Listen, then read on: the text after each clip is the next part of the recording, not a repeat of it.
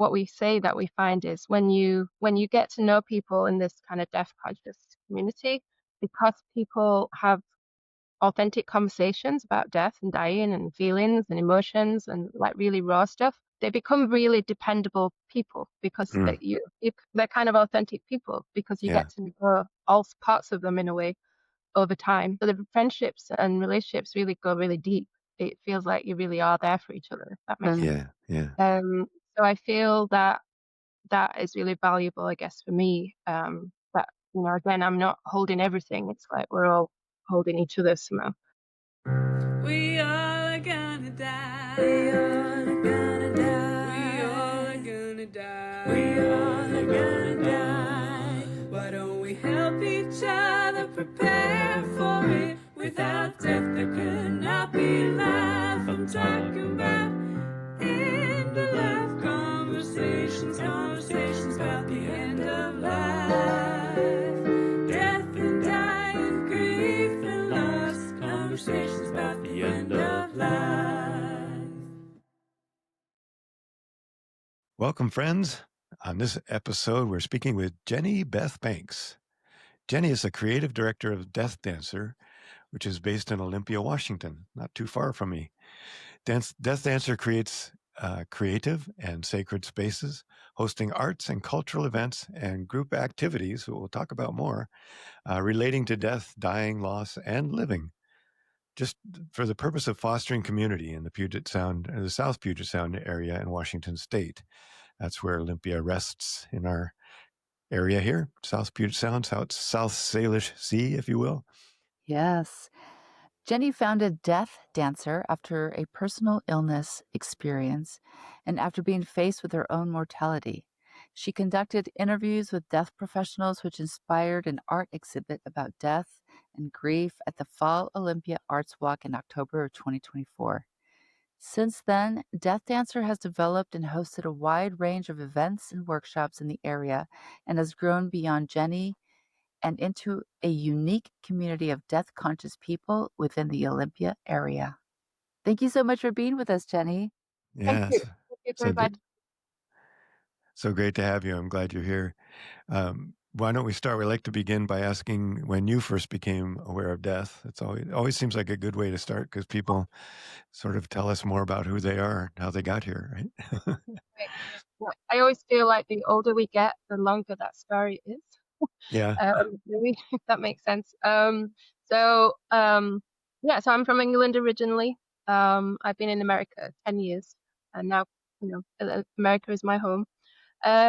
So I guess like most people, I'm in my early 50s, and I guess like most people, maybe grew up in a place where death wasn't talked about very much. It obviously was happening all around with family members, friends dying and going to funerals as a child, but it was kind of very ritualistic and the kind of standard things we do, and then you don't talk about it anymore. And then the next one comes and you don't talk about it. So you kind of you kind of carry it, but you don't really process it in any way. Maybe it's only nowadays we're starting to look back at that and realize how that impacted us as people, that we did not have kind of a space to share our grief or process our grief at that time.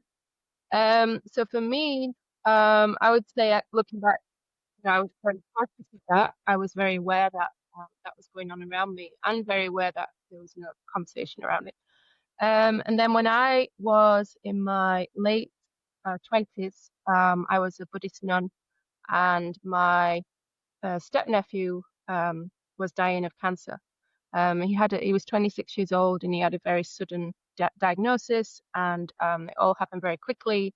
He was kind of gone within 5 weeks, and in one sense, because I was a Buddhist nun, I was kind of able to kind of offer prayers at his bedside and help him through that process at the end, and help the family and support the family. So I would say, so that was actually 20 years ago, and I would say that was like looking back, that was my first death that I witnessed and that I was kind of around. And then, it's always there in the background, but then, you carry on with life. And I'd always been interested in helping people write their wills, write their eulogies. I'd always thought that was important, that we prepare for it. So I've always had that interest. But then I would say it wasn't until my own illness and my own connection with my own mortality where it really kind of struck home. And that's when I was like, oh my goodness, I'm really not prepared. Even though I was practicing Buddhist, I thought I was kind of okay around death. And we do death meditation a lot. We talk about death. It's not so, but suddenly it became more real for me. So I experienced carbon monoxide poisoning and did not die from it, but I also had lots of other symptoms that I later found out were kind of toxicity from too much B6 vitamin that really affected my nervous system. So there were times when I literally said, I think I'm dying. Who knows whether I was, who knows whether, with the carbon monoxide poisoning, how close I was to dying. But I definitely went through that process. I've been very sick for a long time, for quite a number of, about 3 years. So I guess when you're laid in bed thinking, I don't want to die yet, I kind of got to this point of like, I think I was late 40s at that point. I was like, no, I'm not ready yet. I'm not ready to go yet. Please, whoever's listening, don't let this happen yet. I've got too much to do. Right. So I just have this kind of surge of like energy of like, no, I can't. So kind of like from typing. So so I would say that was when it really hit me of like, oh my goodness, yeah, the reality that I was going to die at some point, even though I had this quite deep feeling of, but please just not yet. Yeah. And I realized I did have a lot of anxiety around it and I needed to deal with that. So I started to interview deaf professionals as part of my process to kind of immerse myself in it and say to people, okay, I do have this deaf anxiety, but do I really know enough about it to kind of deal with that? So I want to talk with people who are around it and explore it a lot more. So that's kind of how my work, I guess, started and how my relationship with deaf began. Wow. Yeah. That is some lifelong journey you've been on. So could you tell us about what is your current work? I actually have a day job where I'm a grant writer for a nonprofit for people with disabilities. And then the work I'm doing now relating to deaf care is I did decide to train as an end-of-life doula because I felt, there's definitely this space I want to work in more and to help people around end of life. But separately to that, I was kind of going through my own process of after I was doing these interviews with people, I started getting lots of ideas for art pieces in my head, like creative ideas. And they are what I would call more conceptual art, where they're not, I say they're not necessarily pretty art, but they're conceptual art that I put together that kind of triggers conversations around death or dying or grief, and gets conversations going. I always say my pieces seem to be like a mirror. So people read my story of what the piece is about. And many, many times people say, oh yeah, that reminds me of when my mom died. That reminds me of my experience of grief. So that kind of idea of using art in that way seemed to be developing.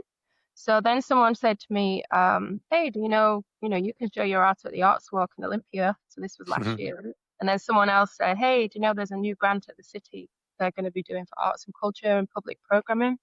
So suddenly it became this like new thing of like, oh, well, yeah, I'm going to go for that grant and I'm going to try and show some of this art at the Arts Walk. But knowing that it was a lot more edgy maybe than most of the arts at the Arts Walk, and it was going to be more maybe deeper and get these conversations going.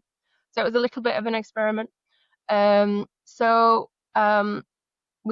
I basically created 27 pieces of art by October last year, and I showcased it at the Arts Walk in October. But then all these people I've been interviewing, I was building up a lot of really good relationships and collaborations with people in the community who work in deaf care. So I'd say to them, after the Arts Walk, why don't we do a whole month like mini deaf festival and just do lots of events around death and dying and grief. So we did a whole month of October in the same venue. And so the art was available for people to see beyond the Arts Walk. And then I think we did 19 different events, all different shops, different ways. And the idea of it was basically just to bring people in the community together around the topic in so many different ways. So, Yeah. many different things. So after that, obviously then people were like, oh, is that it? Can we keep going? And, we'd only got this finite grant to do that. And we were like, well, let's see what we can do. And then I have a colleague, Rebecca, who's also an end-of-life doula. She kind of really helped me with that arts walk. And she said, well, we could work together to do more events, keep going with more events. So one of the main topics people seem to say they needed was more gatherings around grief, more people getting together to share their grief experiences and share their stories and personal experiences with each other. So we started a monthly grief gathering.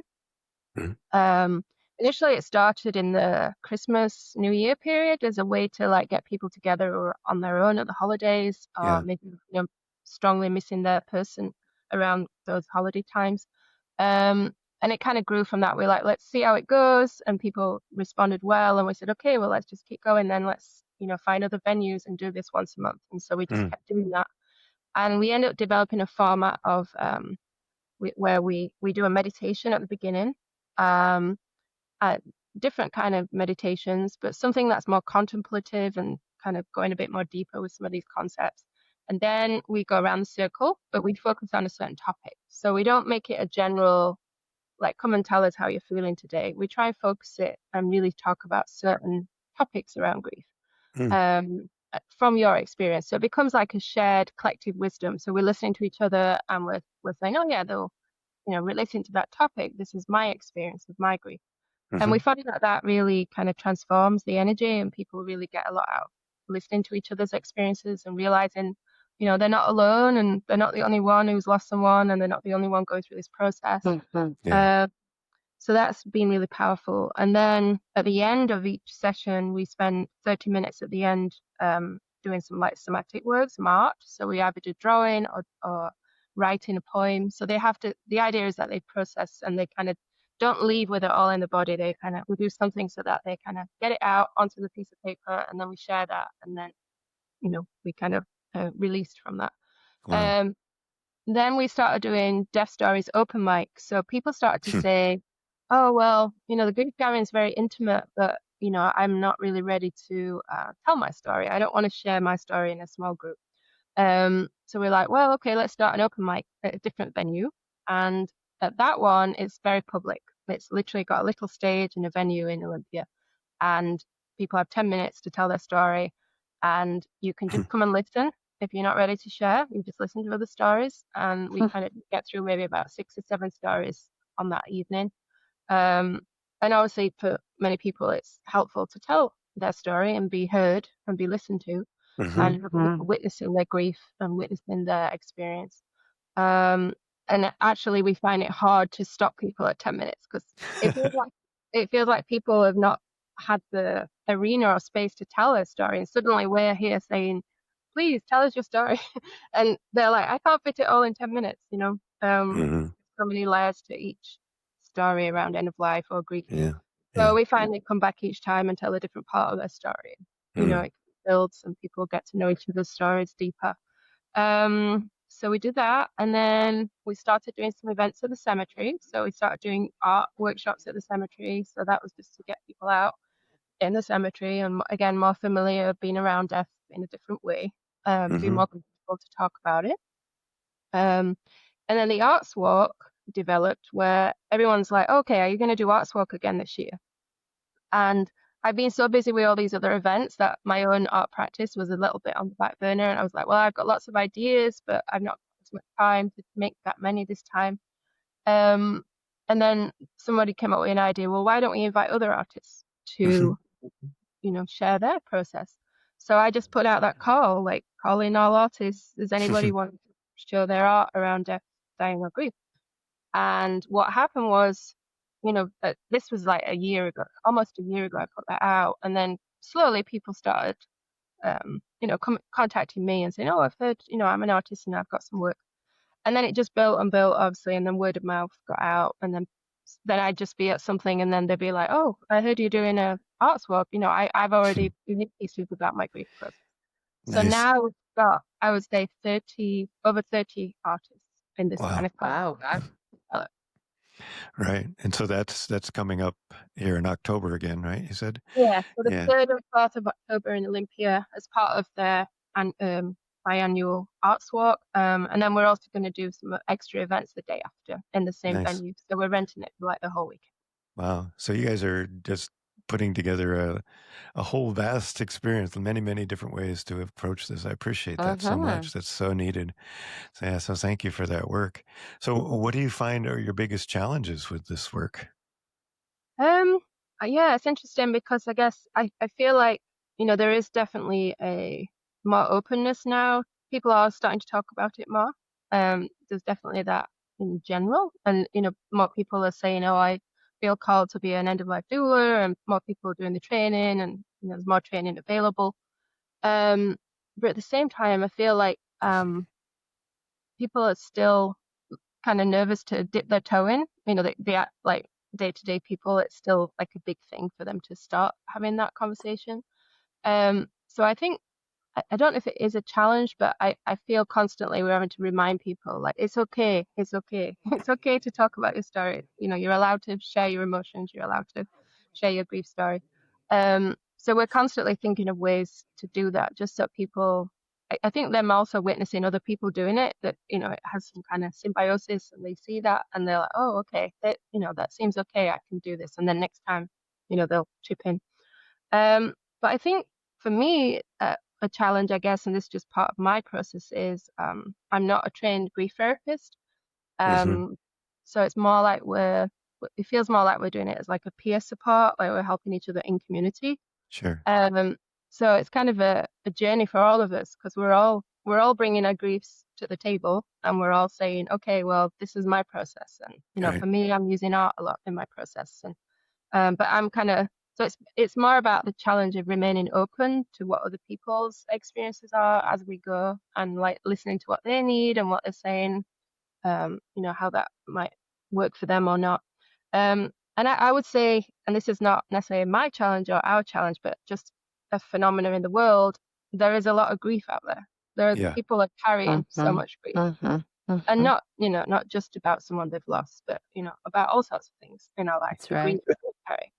So I'm realizing, wow, people, like, this is the first time for so many people, especially some older people, who are being told, yeah, share it, tell your story. And that's sometimes a challenge to hold all that and to try and say, okay, well, or also to say, well, I don't need to hold all that, but I need to witness and honor your story without kind of taking on the grief you're carrying. But how do we transform that, and how do we like work through that in community? Yeah. Well, I'm really curious about this transformative potential that you have been like just inundated with. So at the beginning, you mentioned that you were a Buddhist nun, and that you also recognized that you were very stressed or anxious about dying. So has this process over the last year and a half shifted this anxiety? What worries you about the end of life for you now? Interesting. Good question. Wow. Yeah, I sometimes check in on myself and say, yeah, how am I doing with that? I would say a number of answers to that. So one, I think for me at the time, it was identifying, or what I've identified since this process is, I think some of us just as human beings just feel, we need community, we need a support network. And I think for me at the time, I didn't feel a strong support network. So it was all those kind of practical things of like, oh, what's going to happen to my dogs? What's going to happen to this? Like not being ready to let go because, things weren't taken care of. That Right. whole kind of, process we talk about of getting everything in order. And maybe because I was only in my late 40s, I didn't maybe think I had got a will, but I'd not thought, I kind of thought it's not going to happen yet, so I don't need to take care of that. So I think a lot of it was probably coming from that practicality. And now I would say I'm a bit more prepared. But I still have these conversations with friends. I'm honest with them, and I'm saying, yeah, like when I'm sick sometimes, still I will say, oh yeah, I'm still worried about the dogs, and yeah, it's probably mainly worried about my dogs now. Yeah. Like you worry about your children. So I would say my anxiety is less. but it's more that I understand it better than I did. If that makes sense. Mhm. I'd say at the time it was more kind of emotional and more of a, overwhelm. And now it's like, oh, okay, I understand where this is coming from. And again, I'm no different to anyone else. And, we all experience these emotions. And it's more about me being honest and being able to say to people, yeah, I need support, I need help. I sometimes when I'm sick, I still go through every time I'm sick or have any symptoms, I still go through this like, oh, I might die today. It could be it. This is it again. And I kind of revisit all of that. And sometimes I have a bit of anxiety again. And sometimes I'm more like accepting and more like, well, I guess if it's it, it's it. So I kind of oscillate between the two if I'm honest. Yeah. Mhm. Just being honest. Well, let me just tell you, you can have your will and you can have a little trust for your pets. Like I have heard that people leave Mhm. trust for the care Yeah. of their fur babies. And Yeah. so you could just write it up for them and, Yeah. get Yeah. it done and be it notarized and they're going to be fine. Yep. It's just knowing. I have actually allocated I've got a very tiny pension in England, and I've allocated a small part of that for the dogs. And I have told a friend it's in her name, so I have said that's for the dogs. Oh, great. Let's write it down. Yeah, Right. Yeah, yeah, that's our message every time. Write it down, make sure people know where it is.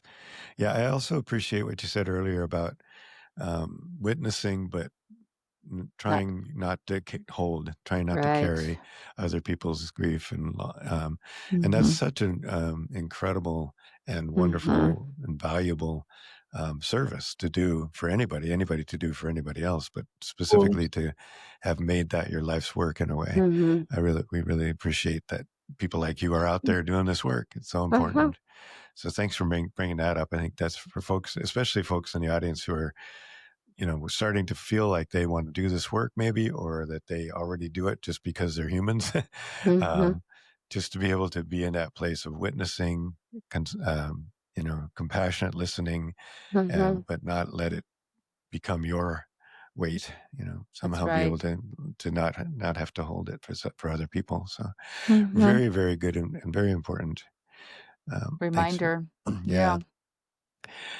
Um, how do you, when things get overwhelming, and I know they must, because all that stuff you're talking about, man, that's a lot. When things get overwhelming, how do you resource yourself? What kind of practices do you have that help you keep going? Yeah, I say breathing. Yeah. Breath work or breathing meditation, I'd say, has took on a different level of meaning to when I used to teach it and when I was a Buddhist nun when I was younger. And now it just feels a whole different like gratefulness for that breath and like understanding of like, oh my goodness, yeah, breathing's so important. And yeah, so I would say those kind of things, breath work. I'm quite interested in sound healing. So for me, I often, end up putting on certain sound healing, different frequencies. I do believe in that. We do try and bring that into our work sometimes as well. And I just think, getting out in nature with my dogs, going for walks, just trying to release. And yeah, I don't know if this is the right kind of answers you were meaning, but That's perfect. that help us. And I guess just again for me, that support network and having, I would say a lot of my friends now, my main friends are within that same community. And I mean, because I've not lived here. I've only lived in Olympia 3 years, so I've had to build a new friendship circle here anyway. But what I find is, or what we say that we find is, when you get to know people in this kind of deaf conscious community, because people have authentic conversations about death and dying and feelings and emotions and like really raw stuff, they become really dependable people because they're kind of authentic people because you get to know all parts of them in a way over time. So the friendships and relationships really go really deep.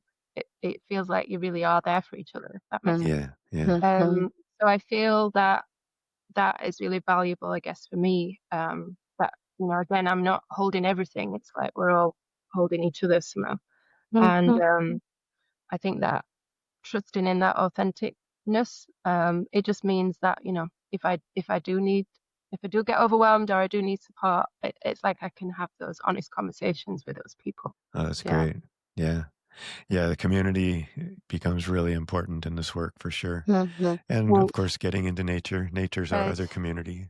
Right. It's very right. important. Yeah. So we always ask our guests, like, is there something you wish we had asked you? Yeah. Let's see. Let's see from my notes. I guess maybe what our vision is for the future, like where we want to take this, because there is Okay. some other Yeah. ideas I could mention. Yeah. So although we're creating many, what's the word, like temporary spaces, that's a big part. We kind of formed our mission statement that we're creating spaces for people to tell stories, to share their experiences, to kind of have these conversations around death and grief. I think we feel like, it's not enough for the people that are benefiting. It's like we need more things happening more often and in more days of the month. Mm. Because Mhm. people, they can't always wait for that once a month grief gathering. They Yeah. just need support now. Today, when they're having a bad day and they just want to connect with somebody who gets where they're at. So our real vision is to get a permanent space in town. That is where we're heading. It's Mm. a place where people can, it's not necessarily going to be open 24/7, but it'll be clearer. Like somebody's here at certain times of day, and these events are always happening. So there's always going to be someone you can kind of chat with before or after the event. So it's just a lot more, again, that building that community, but in a physical space. Mhm. And I guess that's our vision is, I know some other places are starting to do this as well. But our vision is, that every town would have a place like that. Hmm. Um, and I know there's already, grief support out there. There's already hospice. There's already many things, but we're finding there's a lot of people whose experience around end of life is not fitting into those Yeah. Mhm. structures that are available. And they're That's right. saying, you know, so there's so many things that I think we're offering that we're kind of all those things that fall through the cracks and people don't feel they know where to go for support. So we want a place where all of that's kind of held, I guess, and everybody Mhm. can be bring their experience to it. Mm. Um, yeah, so that's our ultimate vision is That's to beautiful. bring it into the community directly. Yeah. Beautiful vision. Yeah. Mhm. And I love the idea everybody should have one of those in their town. It So counts. That's right. every town should have it. It should be a new institution, like the post office and the library and the grief center. That's right. Ugh.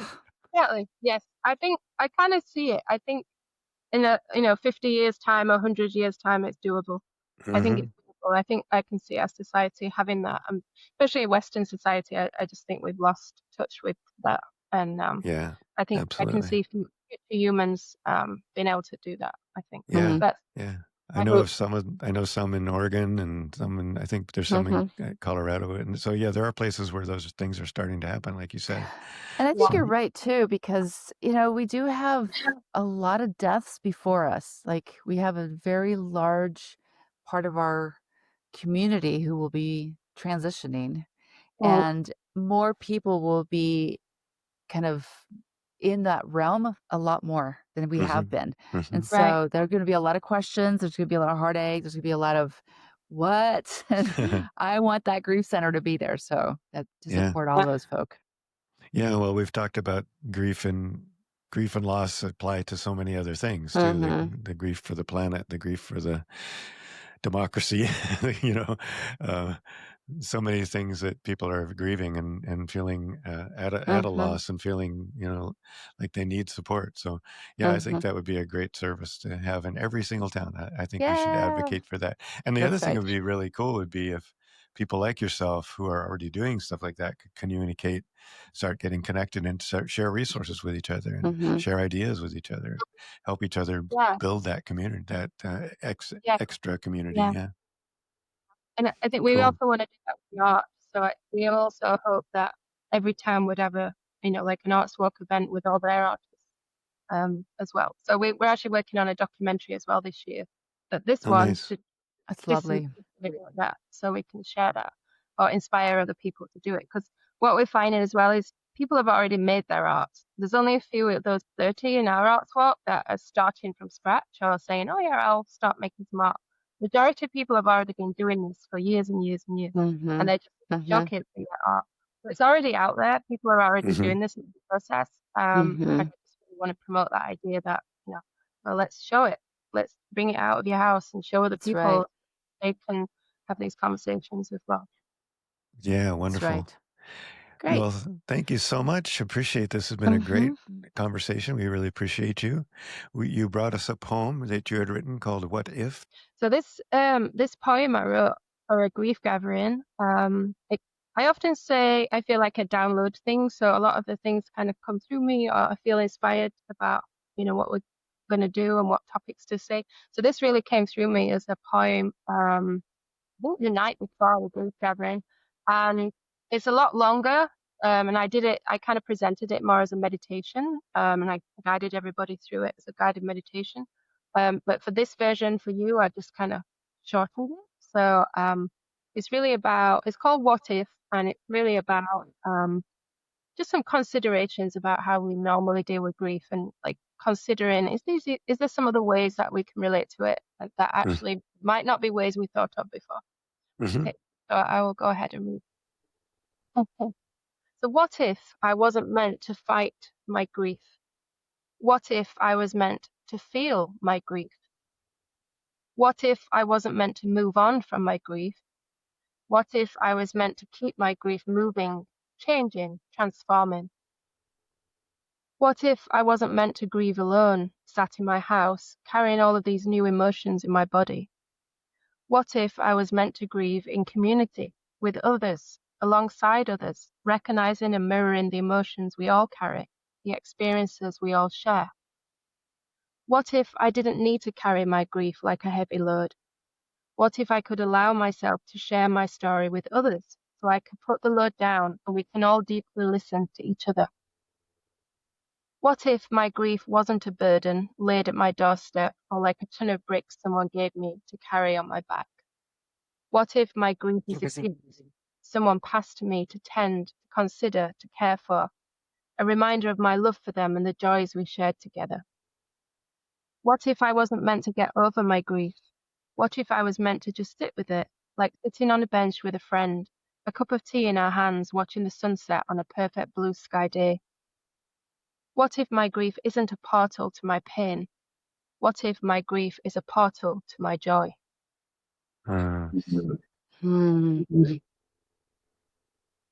Oh, that grief, the burdened, Yeah, I the love load that. of bricks. I love the visual of sitting on a park bench watching the sunset with your grief next door, having a cup of tea. Yeah. Yeah, that's such a good reminder that we can be with it without allowing it to, or without being overwhelmed by it. So, well, thank you again so much. It's really been a pleasure, Jenny. Thank you. Have a lovely day. Thank you for joining us today. Please stick around after the credits for our afterthoughts, and it helps our numbers if you stay until the end.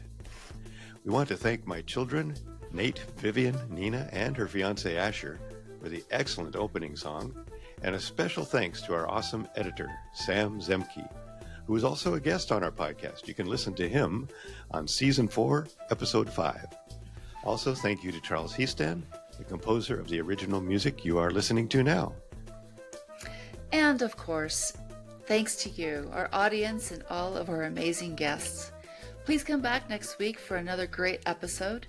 Share this with your friends, family, and community.